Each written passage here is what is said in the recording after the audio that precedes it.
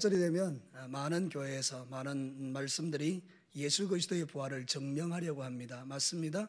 예수 그리스도의 부활은 증명되어야 하겠지만 그러나 사실은 진짜 중요한 것은 예수의 부활이 증명되는 게 아닙니다. 예수의 부활은 이미 우리가 증명하지 않아도 성경대로 예수님이 다시 살아난 줄로 믿습니다. 그러면 예수 그리스도의 부활을 증명하는 것이 중요한 것이 아니라 그것보다 더 귀한 것은 예수 그리스도의 부활의 능력이 나의 삶을 통하여 실제로 증명되게 하는 것입니다. 사랑하는 성도 여러분, 초대교회 성도들은 예수님의 부활을 믿고 그 믿은 대로 자기의 삶을 통해서 그들이 증명해냈던 사람들입니다. 쉽게 이야기하면 사람들은 예수 그리스도의 부활에 대해서 이야기할 때에 저 사람을 보라, 저 사람이 저렇게 변화된 것은 그 안에 부활하신 예수 그리스도가 계시기 때문이다. 그게 바로 증명이었던 것입니다. 오늘 이 시대에 저와 여러분들이 수없이 많은 부활하신 예수님에 대한 이야기를 하긴 하지만 실제 삶으로 우리가 예수님을 증언하지 못하기 때문에 사람들은 부활하신 예수님에 대해서도 부인하는 일들이 일어나는 것입니다. 그러므로 이 부활절에 사랑하는 성도 여러분, 저와 여러분이 증명해야 될 것은 무엇입니까? 내 삶을 통해서 부활하신 예수님의 능력을 증거하는 것입니다. 부활의 능력을 체험하고 사는 것입니다. 부활의 능력을 여러분의 삶을 통해서 세상의 수많은 사람들에게 보여주는 것입니다. 그래서 우리가 이전에 그랬던 것처럼 죄악 가운데 사는 자들, 절망 가운데 사는 자들, 낙심 가운데 사는 자들, 오늘 밤 죽으면 지옥 갈 사람들에게 영원한 천국의 소망, 부활의 소망이 얼마나 위대하고 기쁜 것인가를 우리의 삶으로 증명해내는 것입니다. 오늘 읽은 이 성경 본문은 여러분이 잘 아시는 것처럼 예수님이 십자가에 죽으신 이후에 주님이 부활하셨음에도 불구하고 제자들이 꼭꼭 숨어서 문을 끌어 잠그고 그렇게 유대인들을 두려워하고 있었습니다. 예수님은 이미 부활하셨음에도 불구하고 그들이 부활의 능력으로 살아내지 못하고 있는 모습을 보였던 것이죠. 예수님은 그들이 모여있는 그 집에 문을 잠그고 있었음에도 불구하고 놀랍게도 부활하신 그 영광의 주님의 몸이 그냥 그 벽을 뚫고 들어가서 그들에게 나타나신 것입니다. 얼마나 놀라운지요. 그래서 그 제자들이 깜짝 놀라는 가운데 주님을 발견하고 기뻐하고 즐거워할 때 주께서 그들에게 말씀하십니다. 두려워하지 말라, 평안하라, 그리고 성령을 받으라. 이렇게 말씀하고 있는 이 내용이 오늘 본문의 이야기인 것입니다. 부활의 능력으로 살아내지 못하는 자들에게 예수님 나타나셔서 부활의 영광이 어떠한 것이고 얼마나 놀라운 능력이 있는지를 직접 당신이 보여주신 것입니다. 오늘도 사랑하는 성도 여러분, 저와 여러분들이 정말 예수 그리스도의 부활을 믿는다면 저와 여러분을 통하여 능력의 부활이 세상 가운데 증명되는 믿음의 삶을 살아내시기를 주님의 이름으로 축복합니다. 자, 오늘 부활의 능력은 첫 번째, 고정관념을 깨는 초자연적인 능력이라는 것입니다. 여러분, 우리는 살면서 고정관념에 사로잡힐 때가 많습니다. 고정관념은 언제 생기는 것입니까? 나의 경험에서 생기는 것입니다. 내 살아온 날에 경험해보니 안 되는 게 너무 많은 것입니다. 그게 점점 쌓이고 쌓이니 나의 고정관념이 되어버린 것입니다. 그래서 이거는 안 되고 저거는 안 되고 살아보니 이것도 안 되고 저것도 안 되고, 그래서 우리에게는 너무나 많은 고정관념들이 우리에게 자리 잡아 있는 것입니다. 그것이 여러분, 우리로 하여금 능력 있는 믿음을 살지 못하게 한다는 사실을 아십니까? 여러분, 실험하는 어떤 사람이 실험을 했다고 하지 않습니까? 인도의 그 코끼리를 어릴 때부터 발을 이렇게 묶어놓고 말뚝을 박아 놓은 다음에 일정한 거리 한 5m 정도 이렇게 움직일 수 있도록 만들어 놓는 것입니다. 어린 코끼리가 달아나려고 해보니까 이 쇠사슬에 밀려가지고 달아나지를 못하는 것입니다. 계속 몇 번 시도하고 또 시도했는데 결국 자기가 도망치지 못하는 현실 앞에서 고정관념이 생기는 것입니다. 여전히 말뚝은 그대로이고 쇠사슬은 그대로인데 코끼리는 자라는 것입니다. 코끼리가 어느 정도 커졌습니다. 자신의 힘으로 말뚝을 뽑고 그리고 달아날 수 있음에도 불구하고 고정관념에 사로잡힌 코끼리는 도망가지 않는 것입니다. 그 5m 반경 안에서 계속 맴도는 것입니다. 나는 이 쇠사슬을 끊어낼 능력이 내게는 없어. 이미 코끼리 안에 학습되어 있는 고정관념이 그 코끼리로 하여금 불행한 삶을 살게 만든다는 것을 실험으로 증명한 것입니다. 사랑하는 성도 여러분, 코끼리뿐이겠습니까? 저와 여러분도 그런 고정관념 속에서 얼마나 불행한 삶을 살아가는 사람들이 많은지 모릅니다.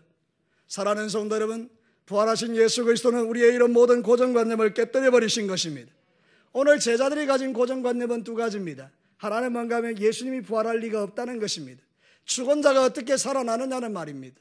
여러분, 그렇게 예수님이 사시는 날 동안에 제자들에게 나는 3일 만에 다시 살아날 거야, 3일 만에 살아날 거야 말씀해 줬음에도 불구하고 그들의 있는 고정관념은 죽은 자는 살 수 없다는 것입니다. 여러분도 똑같습니다. 하나님의 말씀을 수없이 들어도 여러분의 삶 가운데 고정관념의 벽에 부딪혀서 말씀이 능력이 되지 못하는 것도 많이 있을 수 있습니다.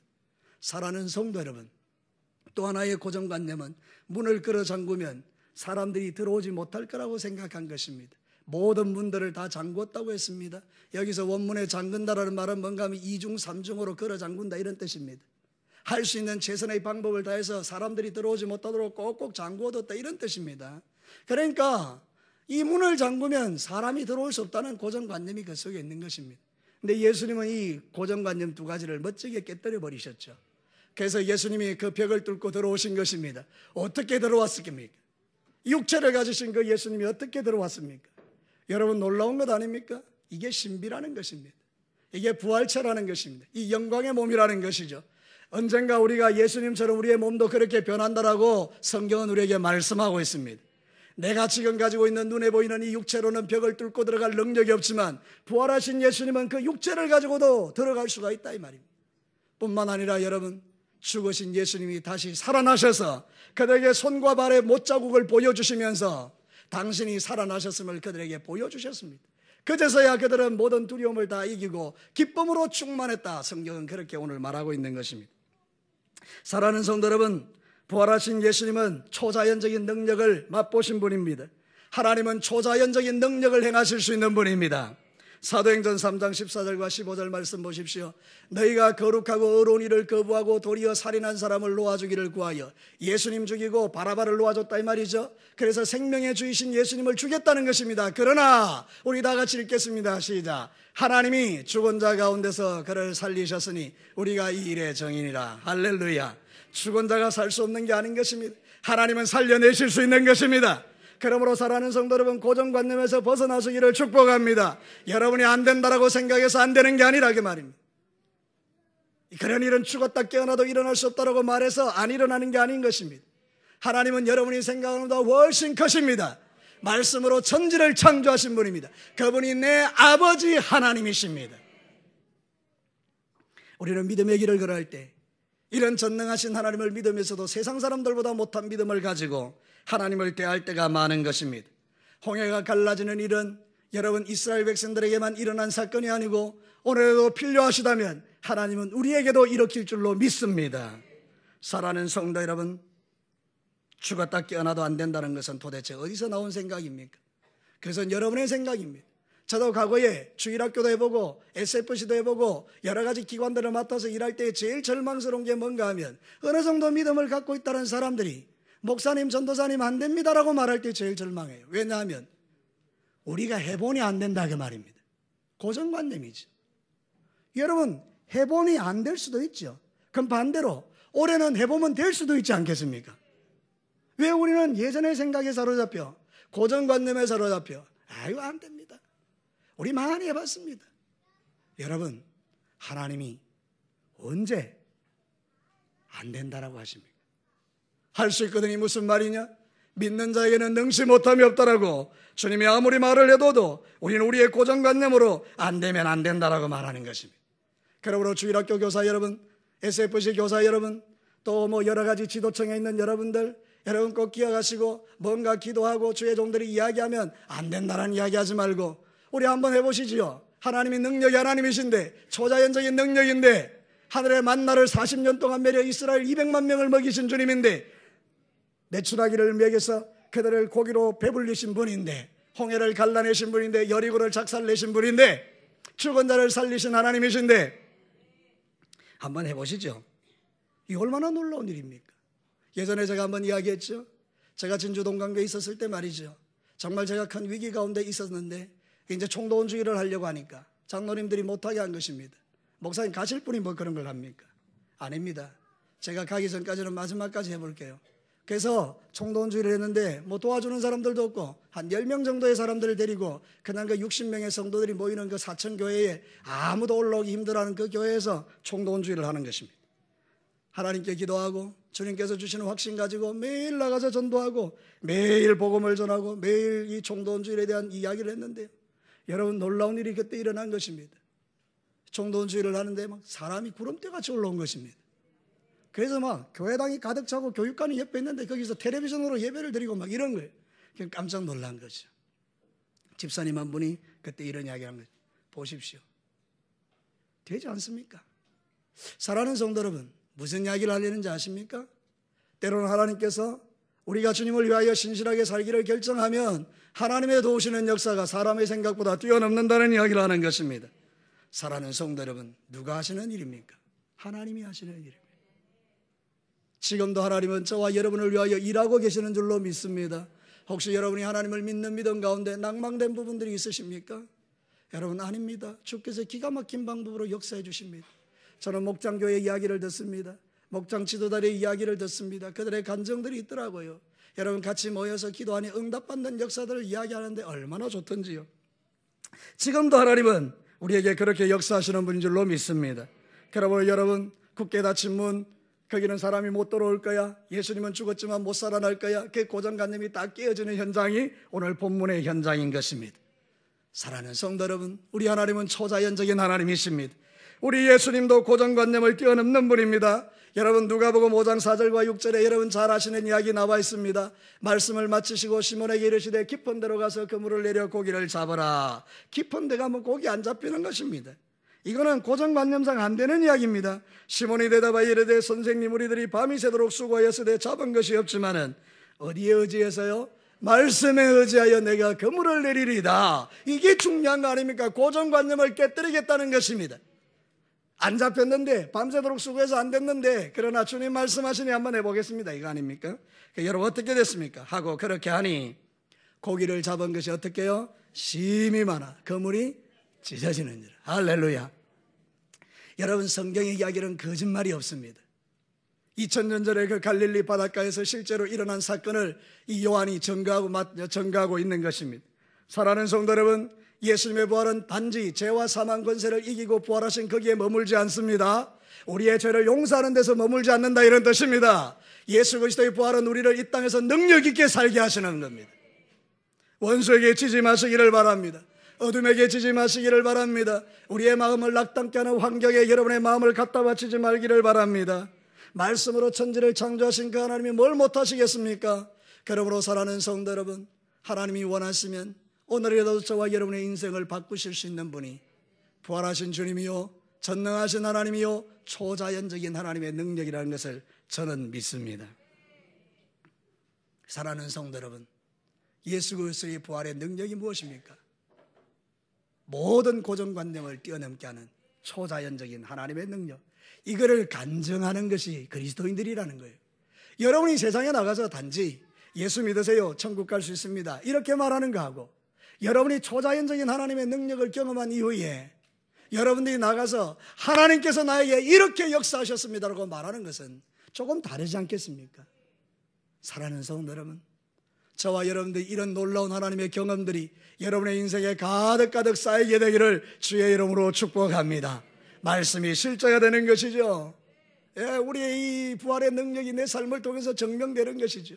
초대교회 성도들이 사자굴 속에서 죽을 수 있었던 이유, 초대교회 성도들이 불 가운데서 죽을 수 있었던 이유, 초대교회 성도들이 돌에 맞으며 죽었던 이유, 그들 안에는 이 주님의 부활의 능력이 있었기 때문입니다. 우리도 이번 부활주일날 부활로 승리하신 그 주님의 능력이 여러분의 삶으로 증명되시기를 주님의 이름으로 축복합니다. 두 번째는 부활의 능력은 두려움을 평강으로 바꾸는 능력입니다. 오늘 성경 본문이 정확하게 그 이야기를 하고 있죠. 여러분, 성경 한번 보겠습니다. 이 19절 한번 읽겠습니다. 시작. 이날 안식 후 첫날 저녁 때에 제자들이 유대인들을 두려워하여 모인 것에 문들을 닫았더니 예수께서 오사 가운데 서서 이르시되 너희에게 평강이 있을지어다. 사랑하는 성도 여러분, 제자들은 얼마나 두려웠을까요? 믿음이 없으니. 예수님이 살아나셨음에도 불구하고 그 유대의 그 지도자들이 예수님을 끔찍한 십자가에 달려 죽이게 하신 후에 자기들도 잡아서 하나씩 그 끔찍한 십자가에 달려 죽일 거라고 생각하니 몸서리치지는 그 고통 때문에, 여러분, 우리는 십자가의 고통을 본 적이 없습니다. 그러니 여러분, 우리는 그 고통이 얼마나 심한지 잘 모르지 않습니까? 근데 제자들은 그 동네에서 십자가에 달려 죽는 사람 많이 봤거든요. 그 끔찍한 비명, 그 끔찍한 장면, 차마 눈 뜨고 볼 수 없는 그 고통의 현장을 보았는데 그 십자가에 자기가 달려 죽는다고 생각해 보니 무서워서 견딜 수가 없어서 다 문을 닫고 걸어 잠그고 숨어버린 것입니다. 그런데 여러분, 예수님이 오셨습니다. 두려워하는 그들에게 나타나셔서 제일 먼저 하신 이야기가 뭐라고요? 너희에게 평강이 있을지어다. 놀랍지 않습니까? 사람은 가끔 책망해요. 사람은 가끔 우리의 허물과 죄에 대해서 지적을 해요. 근데 예수님은 오셔서 이렇게 말합니다. 이게 믿음 없는 것들아. 아니, 내가 그렇게 목이 터져라고 3일 만에 살아난다고 이야기하는데 이렇게 숨어있는 이 바보 같은 것들아. 예수님 그렇게 하셨습니까? 아니에요. 예수님은 너무 좋으신 분인 거 있죠. 우리의 연약함, 우리의 약점 다 이해하시고 주님 오셔서 우리에게 말하는 것입니다. 너희에게 평강이 있을지어다. 오늘 사랑하는 성도 여러분, 여러분에게도 이런 평강이 가득하기를 축복합니다. 평강이라는 단어는 에이레네입니다. 에이레네는 뭔가 하면 일으킨다 이런 뜻입니다. 에이레네는 뭔가 하면 전쟁이 없는 상태다 이 말입니다.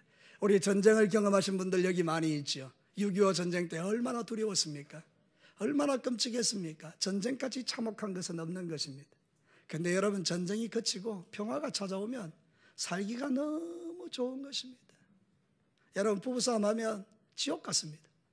탁 그래가지고 붙으면 막 서로 쳐다보기도 힘들고 막 엄청나게 그런 전쟁이 일어날 때는 막 집안 자체가 그냥 막 적막강산이고 지옥이지 않습니까? 근데 그 부부간에 화해가 일어난 것입니다.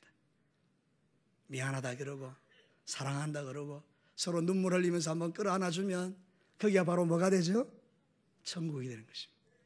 사랑하는 성도 여러분, 그 평화, 모든 전쟁이 끝나고 너무 기쁨이 충만한 그 현장이 바로 오늘 이 현장인 것입니다. 주님은 우리에게 그런 현장을 주시기를 원하십니다. 여러분의 인생 가운데 두려움과 염려와 근심, 걱정과 고통과 괴로움과 그거를 주님이 다 하십니다. 우리 예수님은 맞춤형 상담가이십니다. 각자 형편에 맞게 주님이 말씀해 주시는 것입니다. 저는 설교자로서 한 번씩 깜짝 놀랄 때가 있습니다. 왜냐하면 하나님의 말씀이 선포됐는데 받는 위로가 다 다른 거 있죠. 어떤 사람은 이 말씀에 도전받고 어떤 사람은 저 말씀에 도전받고 어떤 데는 내가 설교를 영 잘못한다고 있습니다. 우리가 보통 이제 그런 표현으로 죽을 섰다 이렇게 표현을 하지 않습니까? 근데 그 죽에도 은혜 받는 사람이 있더라고요. 그러니 이게 참 놀라운 거 아닙니까? 사랑하는 성도 여러분, 우리 하나님은 우리에게 샬롬의 하나님이십니다. 평강의 하나님이십니다. 왜 예수님 부활하셨습니까? 우리를 이렇게 평강을 주시기 위하여 부활하신 것입니다. 죽은 권세, 고통, 괴로움에서 우리를 자유케 하고 우리로 하여금 평화롭게 살도록 주님이 부활하신 것입니다. 왜 우리가 두렵습니까? 죄 때문에 두려운 것입니다. 우리가 죄짓고 나면 죽을까봐, 죄짓고 나면 심판받을까봐, 죄짓고 나면 망할까봐, 죄짓고 나면 우리 안에 뭔가 문제가 생길까봐. 그래서 교회 다니는 사람들 보내는요, 얼마나 많은 어떤 그런 묶임이 있는지 모릅니다. 교회를 다니면서도요, 무슨 일하고 나면, 죄짓고 나면 아이고 이러다 내 심판받는 거 아닌가, 그런 두려움도 좀 필요하기는 하죠. 그런데 여러분, 그렇지 않습니다. 우리 하나님은 여러분을 사랑하십니다. 탕자가 돌아올 때 조건 없이 받아준 것처럼 우리가 우리의 죄를 발견하고 주님 앞에 천부 여지없어 손들고 옵니다. 주님, 내 죄를 용서해달라고 하면 여러분의 태산 같은 죄를 다 기억도 하지 않으시는 분이 우리 예수님이시고 하나님이십니다. 사랑하는 성도는 그 평화를 주기 위하여 주님 부활하신 것입니다. 그래서 베드로전서 5장 7절에 보면 베드로가 이렇게 말합니다. 너희 염려를 다 주께 맡기라. 이는 그가 너희를 돌보심이라. 케어해 주신다. 요즘 케어라는 말을 많이 써요.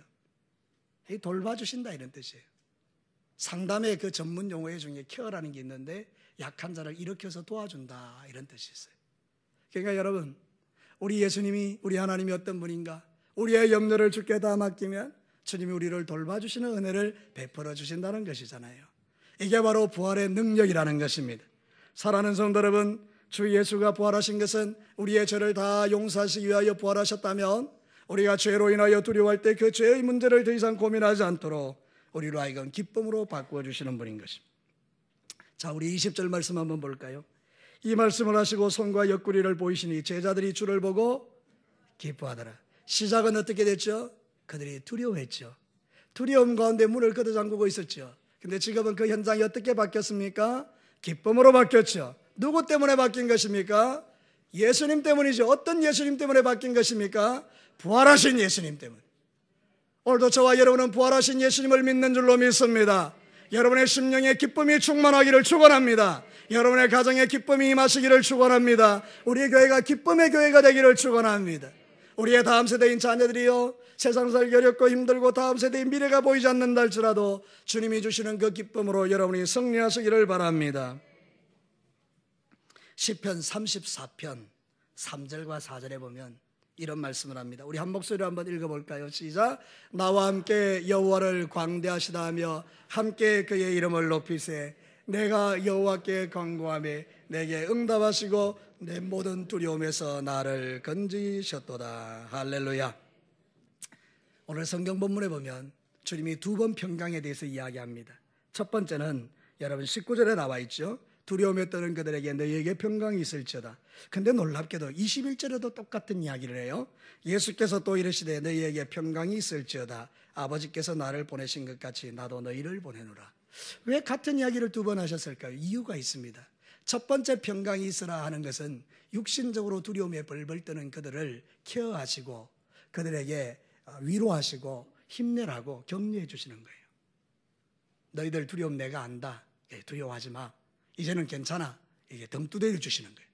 그럼 두 번째 평강이 있을지어다. 이건 뭐죠? 사역자로서 이제 나가서 하나님 나라 일을 할 때 부딪히는 수많은 고난을 만나더라도 너희들에게 평강이 있을지어다. 이 말입니다. 여러분, 우리는 첫 번째 이야기는 끝난 이야기입니다. 우리가 주 예수 그리스도를 믿을 때 이미 우리는 부활하신 예수님을 믿었기 때문에 주님은 우리의 삶 가운데 우리의 평안을 주시는 줄로 믿습니다. 그러면 이제 우리가 사모해야 될 평안이 두 번째가 뭔가 하면 이겁니다. 우리가 세상에 나가서 부활하신 예수님을 증거하며 살아갈 때에 사람들 우리를 욕하고 비난하고 정죄하고 저 바보 같은 것들 욕해도 여러분 우리가 그 안에서 뭐를 누리라는 것이죠? 평강을 누리는 거예요.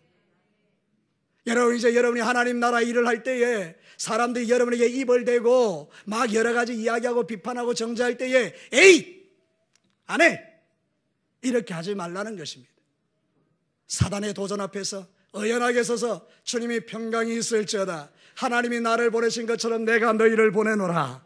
사명자는요 사람이 보내는 게 아니고 하나님이 보내시는 것입니다. 그러므로 하나님이 주시는 평강으로 충만하면 어떤 역사 가운데서도 그것을 훌쩍훌쩍 뛰어넘을 수 있는 능력이, 부활의 능력이 저에게 여러분에게 있다는 것입니다. 사랑하는 성도 여러분, 살다 보면 수없이 많은 오해와 수없이 많은 위기의 순간들이 찾아오죠. 예수 믿는 게 만만치 않습니다. 쉽지 않습니다.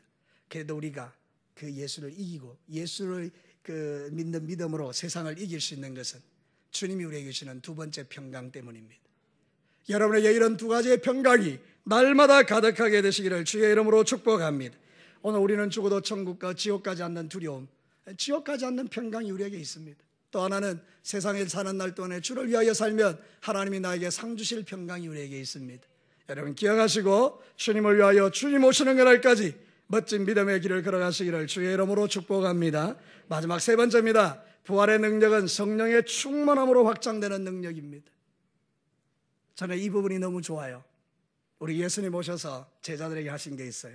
상징적으로 22절 여러분에게 이 말씀을 읽는 순간에 주의 영이 여러분에게 임하게 되기를 축원합니다. 우리 다 같이 22절 살아계신 하나님의 말씀으로 읽겠습니다. 시작. 이 말씀을 하시고 그들을 향하여 숨을 내쉬며 이르시되 성령을 받으라. 할렐루야. 두려움에 떨은 그들에게 이제 너에게 평강이 있을지어다 해놓고 그들이 그 평강으로 살아갈 수 있는 능력을 성령을 부어주시는 것입니다. 사랑하는 성도 여러분, 우리 하나님은요 무책임한 분이 아닙니다. 우리 하나님은 정말로 우리를 책임져 주시는 분입니다. 천국 가는 그날까지 우리를 붙들어 주시는 분입니다. 여러분 말씀 들어도요 저 문을 나가면요 우리는 또다시 무능하게 살 가능성이 높습니다. 우리가 주일날 은혜를 받아도요 월요일날 세상에 나가서 부딪히는 그 현장 앞에 첫날부터 박살날 때도 있습니다. 그래서 여러분들이 패배자가 되어 주일날 교회에 오시는 분들도 있을 수 있습니다. 왜 이런 일들이 일어나는 것입니까? 사랑하는 성도 여러분, 주의 영으로 충만하지 않기 때문입니다. 성령으로 충만하면 그 능력으로 세상을 이길 수 있기에 주께서 그들에게 성령을 부어주신 것입니다. 사랑하는 성도 여러분, 이것은 창세기 1장에 나오는 이야기와 같은 것입니다. 진흙으로 사람을 만들었습니다. 무슨 능력이 있습니까? 그런데 하나님께서 그 코에 생기를 불어넣으신 것입니다. 루아흐, 이게 성령입니다. 여러분, 하나님께서 아담에게 성령을 불어넣으신 것입니다. 그는 살아났고요, 그는 활동하고요, 하나님의 놀라운 능력을 소유한 자로서 여러분 그 에덴 동산을 다스리고 정복할 수 있는 능력이 그에게 생긴 것입니다. 성령은 능력입니다. 그런데 오늘 예수님께서 그들에게 말하는 것입니다. 성령을 받아라.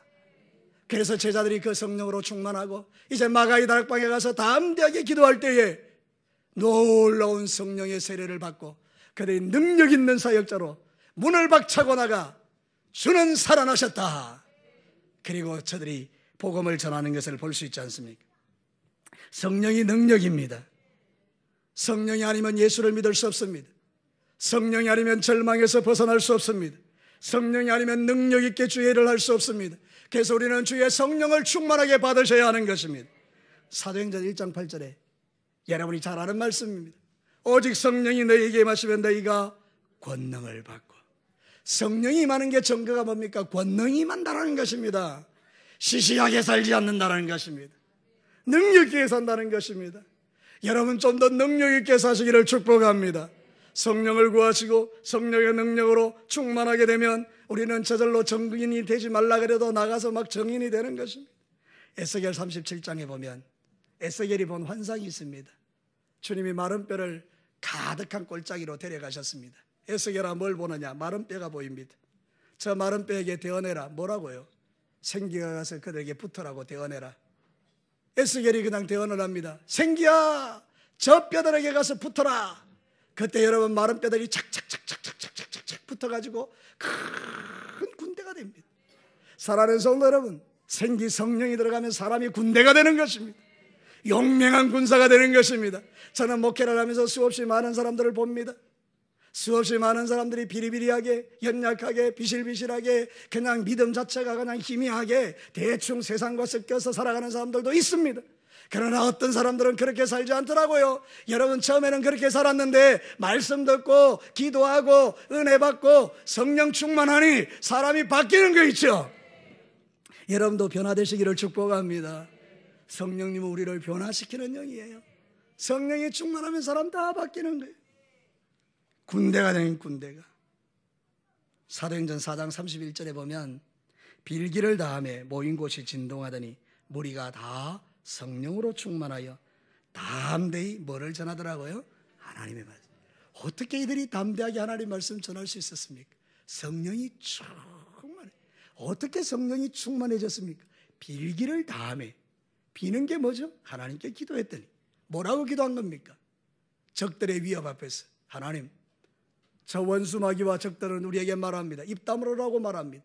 그러나 하나님 우리의 입을 더 크게 벌리게 해주시고 우리가 가는 곳마다 기적이 일어나게 하시고 능력이 나타나게 하셔서 하나님이 이것을 증거할 수 있도록 우리 모두에게 성령을 부어달라고 빌기를 다하며 주의 성령이 충만케 되어 그곳이 진동이 일어나고 그리고 담대히 하나님 말씀 증거했다는 게 초대교회입니다. 부활의 능력을 삶으로 증거해낸 것입니다. 저는 우리 진교교회 성도들이 이렇게 예수님을 믿게 되기를 주의 이름으로 축복합니다. 우리는 성령의 충만함을 오해합니다. 뭐 예언하고 방언하고 뭐 그런 걸로 개인의 능력을 나타내는 은사를 나타내는 것, 그것도 성령의 은사 중에 중요한 부분들입니다. 그게 있으면 너무 좋습니다. 여러분 방언을 받으시면요 기도할 때 훨씬 좋습니다. 이게 기도를 깊이 있게 할 수 있는 은사가 참 좋은 거예요. 그래서 저는 우리 진교교회 모든 성도들이 다 방언하게 되기를 축복합니다. 예언도 너무 좋은 거예요. 하나님의 말씀을 묵상을 많이 하고 여러분 예언이 점치는 거 아닙니다. 만약 여러분이 점치는 사람이 예언이라고 말하는 건 잘못된 거예요. 하나님의 말씀이 마음에 가득한 거예요. 그래서 이분이 하나님의 말씀으로 이야기해 주는 거예요. 그게 가장 안전한 예언입니다. 그런 게 성령의 은사라는 거예요. 말씀의 은사. 그냥 막 이야기하는 거예요. 그것도 중요해요. 여러분 그런 은사들을 우리가 충만하게 받아야 돼요. 그런데 진짜 성령 충만이 뭔지 아십니까?